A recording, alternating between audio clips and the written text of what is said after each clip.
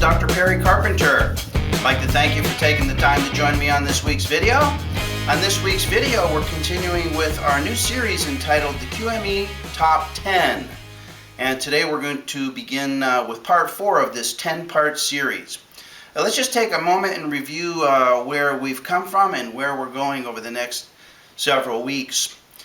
In part 1 of this series, we talked about pinch and grip strength testing, and I told you that you can basically retire your JMR dynamometer because so few examinees will actually meet the criteria described in the AMA guides, and so few examinees will actually qualify for permanent impairment due to loss of pinch or grip strength.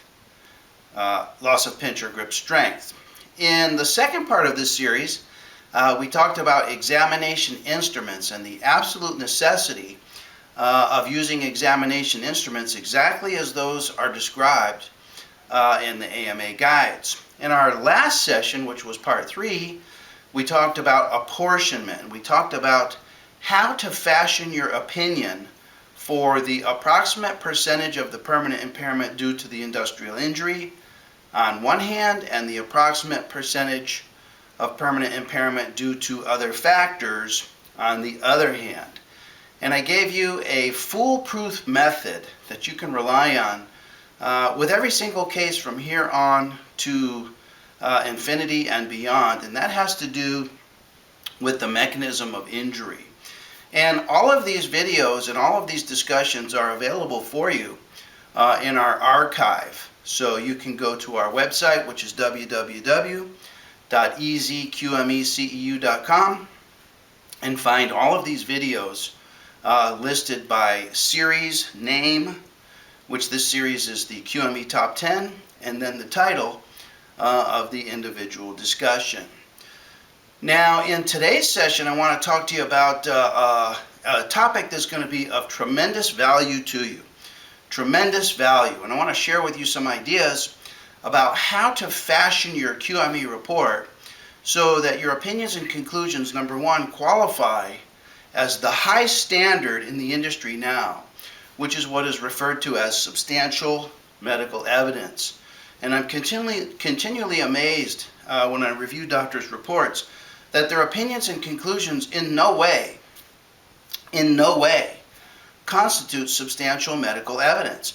And so basically, and I'm going to give you a reference to support this, those opinions and conclusions are not even worth the paper that they're written on. Your opinions and conclusions have to meet certain criteria in order to qualify as anything that the parties can use in the resolution of disputed issues. And that standard and those criteria are what are referred to as substantial medical evidence. And we'll talk more about substantial medical evidence in today's discussion. So that's number one. Your opinions and conclusions will qualify as substantial medical evidence. And if you follow the suggestions and recommendations that I have for you today, your opinions and conclusions not only will qualify as substantial medical evidence, but they'll be basically irrefutable. Irrefutable.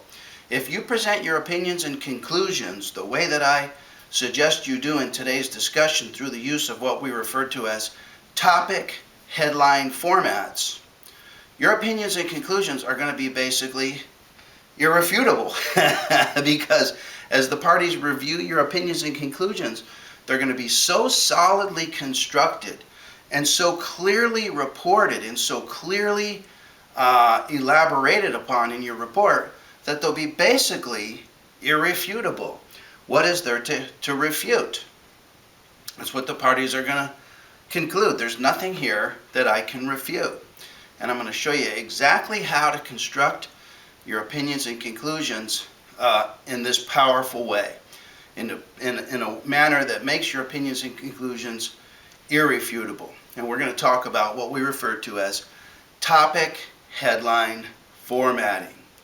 In our next session, session number 5, I want to talk to you about causation, the difficult topic of causation. And I want to refer to causation in a specific context. And I'm going to talk to you about the causation in the context of a denied claim. In that context, your opinion and conclusion on causation, and we're talking about AOE, COE, is a crucial conclusion, because in essence you're evaluating an examinee in the context of a denied claim. So your opinion and conclusion has to be constructed and handled in a very precise fashion, and I find that this is an area of confusion for many doctors. So look forward to that in our very next section. Okay? So for today, let's get into the topic of your QME report and topic headline formatting.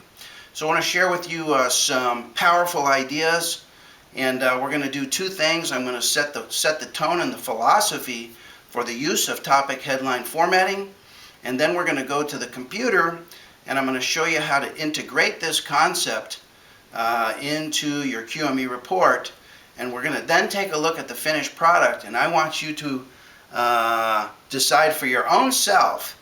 By the time we're done with this exercise, I'm going to have you decide for your own self if the opinions and conclusions that we offer in this mock example that I want to share with you today, are these opinions and conclusions, number one, substantial, and number two, are they irrefutable? And it's my strong belief that you'll agree with me that we meet both of those tall criteria. So I'm going to take a break here real quickly and get some reference materials for today's discussion, and I look forward to being back with you in just a moment as we begin part 4 of our new series. And today we're specifically talking about your QME report and the use of topic headline formatting.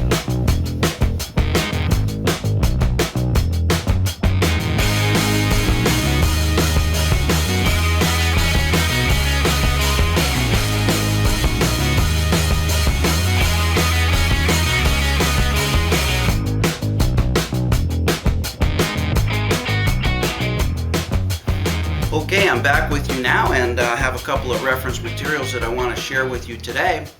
And I want to begin today's discussion by talking about your QME report and your opinions and conclusions. Now, many doctors are aware that every time they offer an opinion and conclusion in the report, they're supposed to support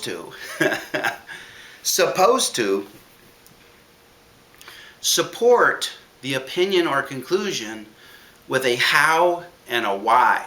In other words, you're supposed to provide the reasons that support your opinion and conclusion. And I've been working with doctors especially closely lately on supporting the opinions and conclusions by helping doctors construct their reports in a way that clearly demonstrates to the reader of the report their reasons, or we could say their reasoning, behind the opinion and conclusion.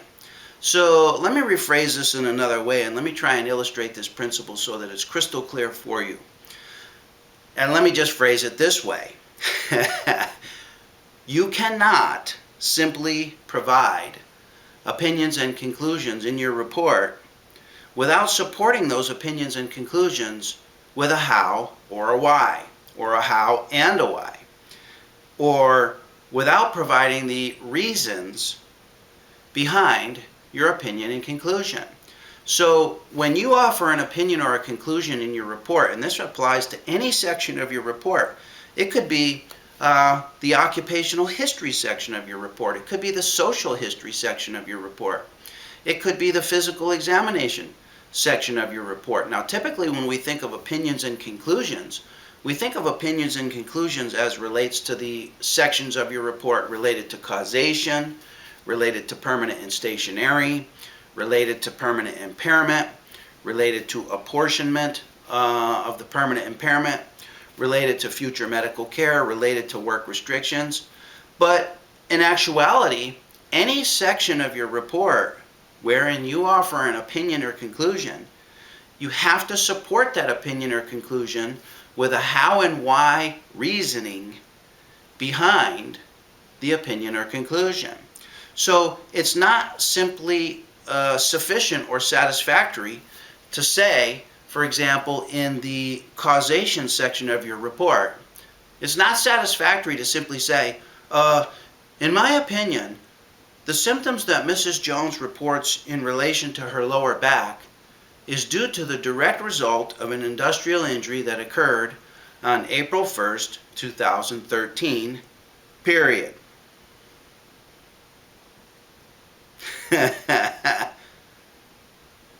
That part of the opinion or conclusion is referred to as the conclusory portion of the opinion or conclusion. That's the conclusory portion.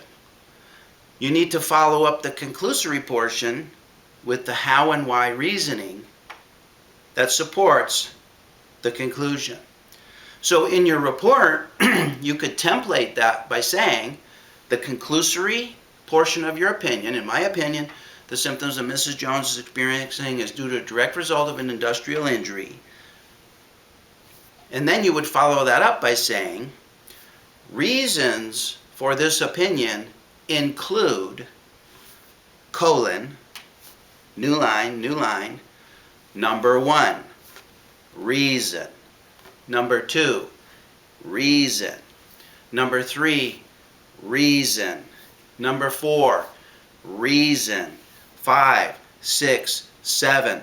The more reasons that you have in support of your opinion or conclusion, the more substantial is your opinion or conclusion. And number 2, the more irrefutable is your opinion or conclusion. Now let me ask you a simple question. If you had a contractor come out to your house to take a look at your roof, and after looking at your roof for 30 minutes, the contractor simply came to you and said, you need a new roof. That's the conclusory portion of his finding, or the conclusory portion of his opinion. What would you as a homeowner / consumer follow that up with? Would you have some questions about that conclusion? Would you ask the contractor, a new roof? Why do you say that? A new roof? How come? A new roof? What do you base that on? Wouldn't you ask some questions so that you could determine how substantial and how true of an opinion this conclusion that you need a new roof is? Wouldn't you follow that up with some questions? Yes, you would. You're not simply going to authorize the tear down and reconstruction of a new $40,000 roof simply based on his statement, you need a new roof, or would you? No, you wouldn't. And you know what? The parties in the workers' compensation claim, they don't just accept your opinion or conclusion because you're the doctor. I mean, that used to happen 3 and 4 decades ago, but that doesn't happen anymore. Even we as doctors, and especially we, have to support our opinions and conclusions with the how and the why. And so many times I'll work with doctors on their opinions and conclusions, and I'll say, okay, so let's see your opinion or conclusion, and we write it out. The conclusory portion of the opinion, we write it out. In my opinion, Mrs. Jones' lower back symptoms are the result of an industrial injury that occurred on April 1st, 2013. Reasons for this conclusion include, colon, new line, number 1, reason. And I tell the doctor, okay, give me your reasons. What's your reasons? What's your reason behind the opinion or conclusion? And sometimes doctors will tell me, do we have to list the reasons? Or, do I have to have reasons? Can I just conclude what I concluded? And the answer to that question is no. You cannot simply provide a conclusory opinion. It doesn't qualify as substantial medical evidence, and it's not something that the parties can use. So you need several reasons to support every single opinion and conclusion that you offer in your report. Many times I'll tell doctors, well, take a page and draw a line down the middle of the page. Give me the reasons in support of your opinion or conclusion, and based on the facts of the case and the claim, give me all the reasons that you can think of to controvert the opinion or conclusion. In other words, give me the reasons in support of, and give me the reasons that detract from, or that provide for the opposite opinion or conclusion. Write them both out and look at those opinions, look at those reasons on both sides of the page. This is called the Ben Franklin list, right? You've heard of this. Look at those reasons on both sides of the page and tell me which side of the page has the more compelling reasons. And make that your opinion or conclusion. Finally, I tell doctors, when you provide your reasoning, your several reasons for each opinion or conclusion, go back and look at those reasons yourself and reread those reasons yourself and ask yourself, are these reasons, are they compelling? Are they strong?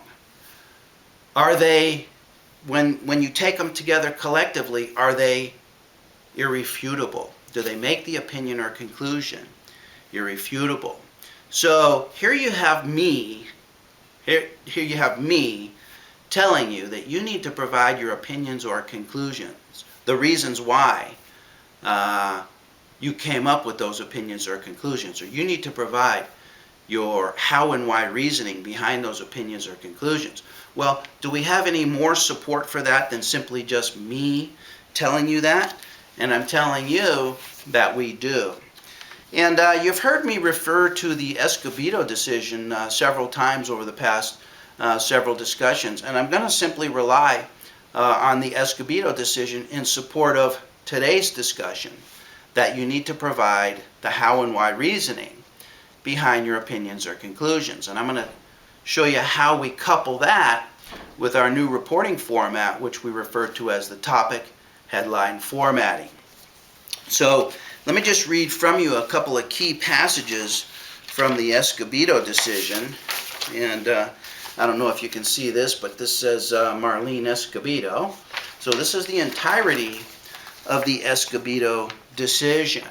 Now, the Escobedo decision was largely concerned with the doctor's opinion on, number one, permanent impairment, and the doctor's opinion on the apportionment of the permanent impairment. But the principles espoused in the Escobedo decision are going to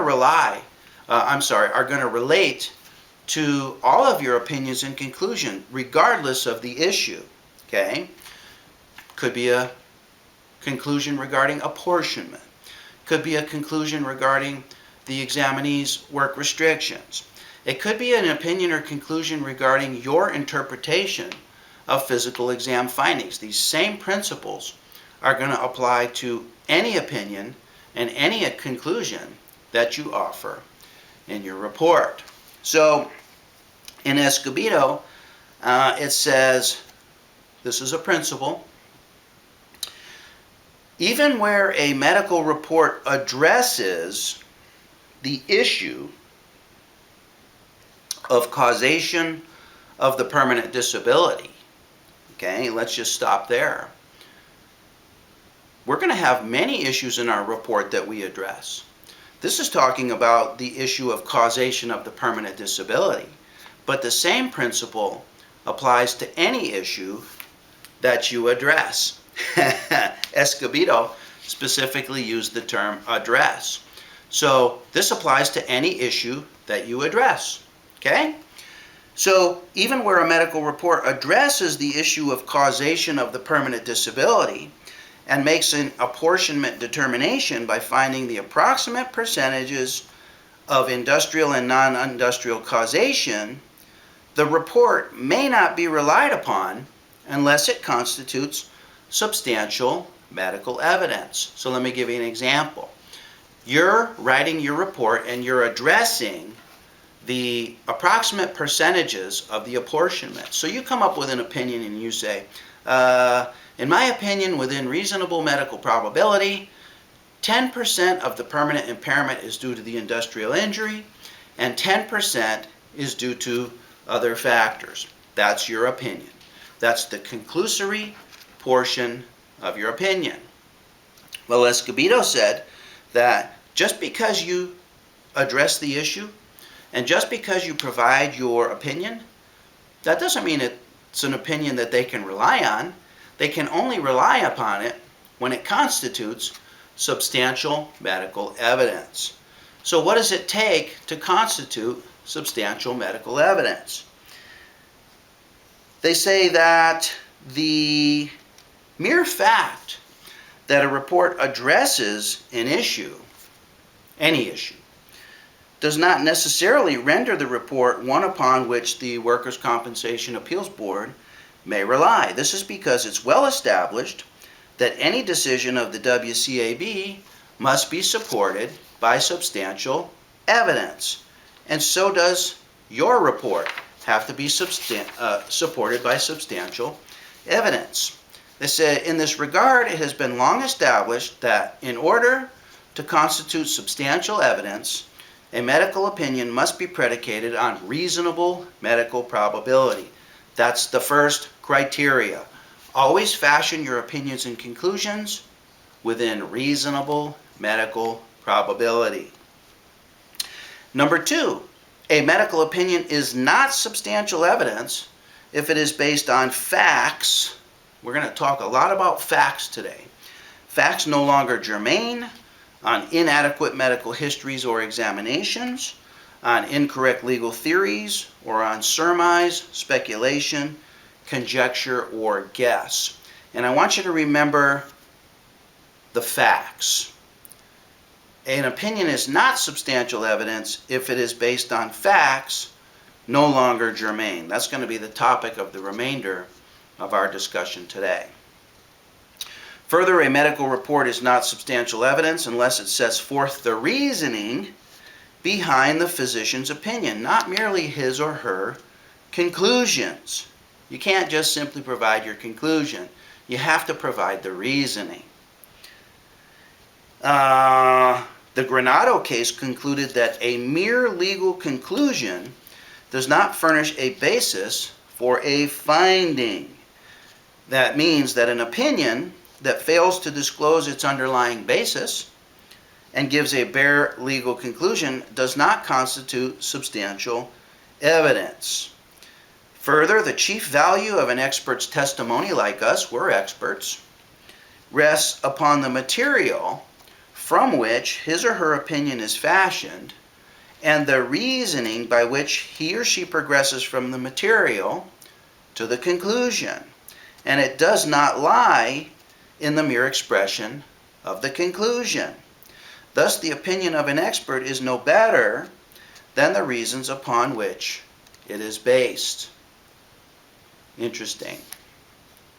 And I was recently working with a doctor who refused. He refused to include his reasonings behind the opinion or conclusion because he was set in advance upon a particular line of conclusion, even without any basis for such a conclusion.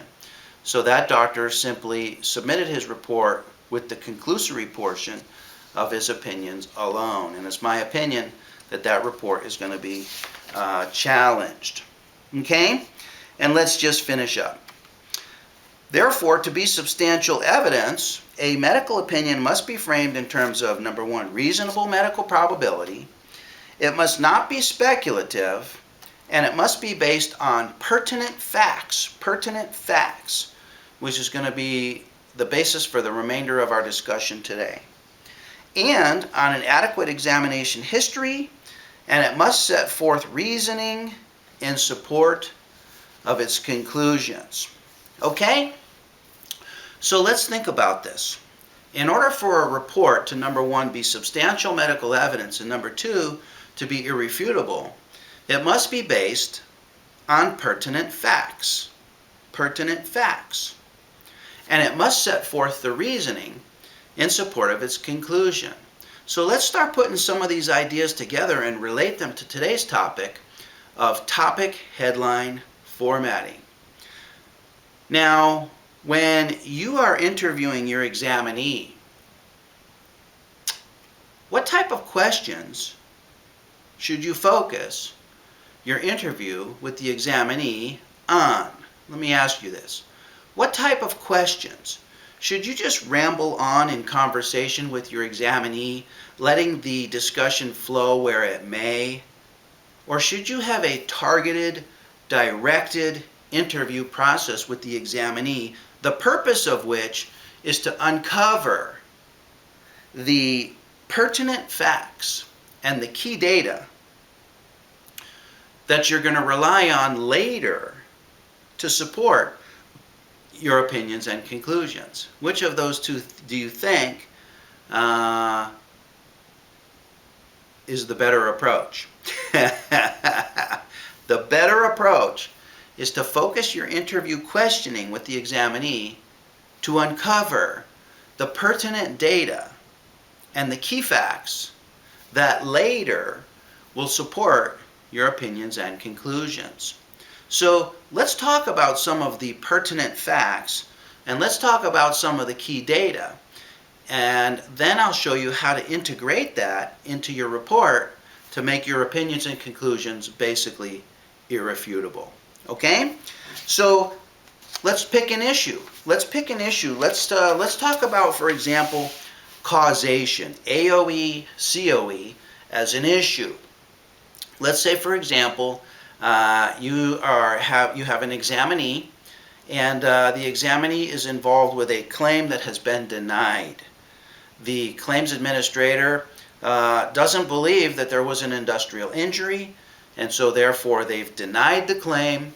Therefore, one of the main issues that you're called upon to resolve is the issue of causation, AOE, COE, arising out of employment or in the course of employment. So you're interviewing the examinee. What are some of the key data? What are some of the pertinent facts upon which you anticipate that you'll rely upon when it comes time to offer your opinion on causation? At some point, you have to offer an opinion on causation. And let me tell you, simply saying, in my opinion, Mrs. Jones did indeed suffer an industrial injury on June 2nd, 2015. That's not going to cut the mustard. That does not qualify as an opinion that's going to move this claim forward. Okay? So, what are some of the key data and what are some of the pertinent facts that you should explore in your interview with the examinee as relates to causation, AOE, COE? Okay?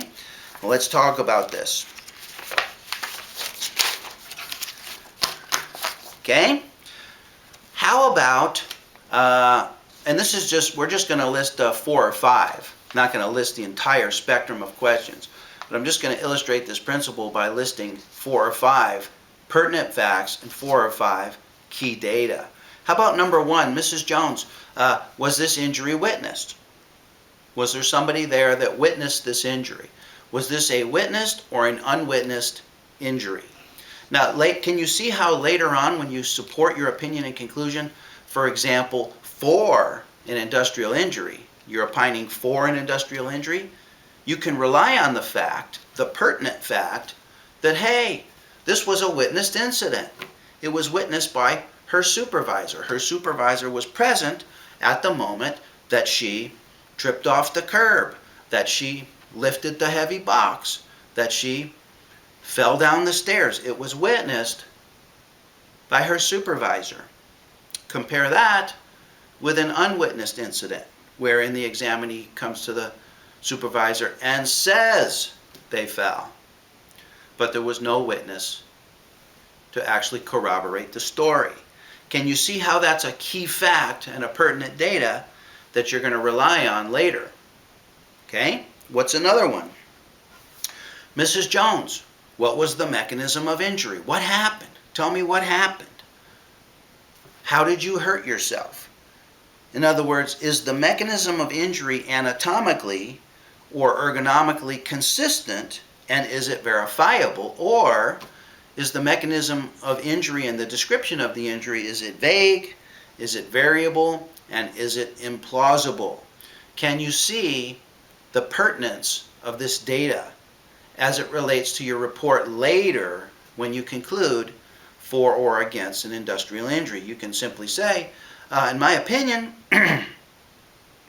the injury that Mrs. Jones describes to her right ankle is consistent with a step off of a curb, which is the way she described the injury to happen, is consistent with the mechanism of injury as described by Mrs. Jones.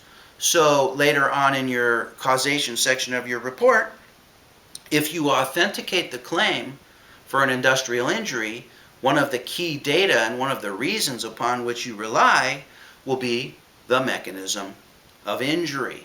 And this is key data that you need to uncover in the interview with the examinee. Number 3, bona fide condition. Bona fide condition. Is there a bona fide condition present on the date of your examination of the examinee? Does the examinee present with a bona fide condition? If so, is it possible, is it reasonable that the condition could be the result of the injury incident that he or she describes? What's the opposite of a bona fide condition? The opposite of that is an absent bona fide condition. And can you see that later on, when it comes time for you to opine for or against an industrial injury,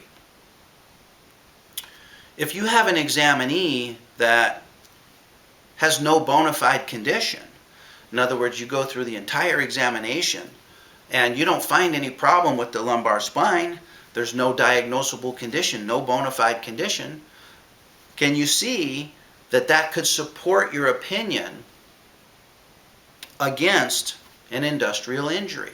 And you would simply refer to that as one of your reasons. I did not identify a bona fide condition of the lumbar spine. It's key data that you uncover during the interview of the examinee and that you rely upon later in the formulation of your opinions and conclusions. Okay, let's just do one or two others. How about the consistency of the subjective complaints? Consistency of the subjective complaints. This is a topic heading, and we're going to use this as a topic headline formatting later on in our opinion or conclusion. The consistency of the subjective complaints. So for example, is the mechanism of injury consistent with whatever symptoms it is that Mrs. Jones is reporting? So if Mrs. Jones falls off the curb, steps off the curb and twists her ankle, but complains of right elbow pain, I'm just making this up, that would be an example of symptoms that are inconsistent with an ankle inversion injury.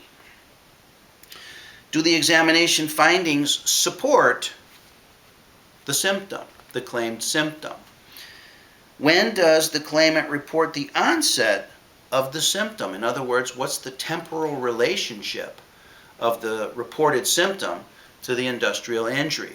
So for example, Mrs. Jones reports an industrial injury on April 1st, and then on June 15th, some 75 days later, she reports the new onset of another symptom. Let's say she had a lumbar spine injury on April 1st, and on June 15th, she reports the new onset of headaches. Okay? Are headaches temporally related to an industrial injury to the lumbar spine on April 1st, some 75 days earlier? There's some inconsistency there and loss of temporal relationship. Can you see how that's key data later when it comes time for you to opine that, in your opinion, the symptoms of headaches are not related to the industrial injury? Does this symptom appear throughout the medical records? Or does it appear at some time remotely and distantly related to the industrial injury? Does the claimant have a history of same or similar symptom prior to the industrial injury? That would be known as pre-existing condition. And can you see how pre-existing condition could be used as a topic headline format later on in your report when it comes time to opine for or against industrial causation. Okay, finally, one more. How about the timeline for reporting? And this is so timely right now because we've seen a rash of claims that involve a delay in reporting. So, for example, a worker comes to their supervisor on April 1st and says that on March 1st, 30 days earlier, they were in the warehouse lifting boxes and they suffered an industrial injury. Well, they didn't think much of it, so they didn't report it at the time, but it seems like the symptoms aren't going away, and so they thought that now they must report it. And so there's a 30-day time lapse between the date when the injury was claimed and the date that it was reported. A 30-day time span. This is the timeline for reporting. So if you find that an examinee didn't report an injury for 30 days, can you see how later, when it comes time to provide your opinion, for example, against an industrial injury, you're going to rely upon that key data. As an example, most examinees who injure themselves report the injury within a reasonable time frame. What's a reasonable time frame? Well, anywhere from immediately, right now when it happened, to same day, later on in the day, next day, within a week, and diminishing credibility for the claim as the timeline for reporting expands from the date that the injury was claimed or the claim to have occurred. And we're going to use that information later as a delayed timeline for reporting to support our opinion against an industrial injury. Okay? So I want to go down to the computer now and show you how we integrate these key data and pertinent facts into our report through the use of topic headline formatting. And the principle that we're describing here is how to uncover the key data and the relevant facts upon which your opinions and conclusions are going to be based, and how to fashion your opinions and conclusions in a way that, number one, constitutes substantial medical evidence, number two, that makes those opinions irrefutable. And I want to show you how to present them in your report in a way that's so clear to the reader, it's so uncomplicated, it's so simple, it's clear, the language is simple, the formatting is easy to follow, and it's clear to the reader. That's probably the best way I can describe it. The opposite of clear would be convoluted. And many doctors' opinions and conclusions are convoluted. You can't even follow them. And so we want to simplify our opinions and conclusions to make them easy for the reader to understand and to make those opinions and conclusions irrefutable. So let's go down to the computer and talk about topic headline formatting. So look forward to being back with you here in just a couple months.